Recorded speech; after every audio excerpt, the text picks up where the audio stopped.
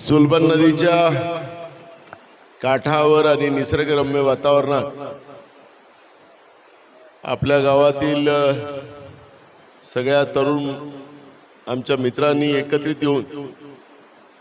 भव्य छत्रपती शिवाजी महाराजांची प्रतिमेचं स्थापना केली आणि खऱ्या अर्थानं आमच्या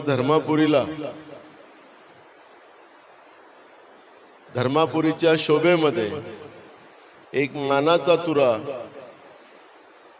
आणि एका सुवर्ण अक्षरामध्ये लिहिणाऱ्या धर्मापुरीच्या इतिहासामध्ये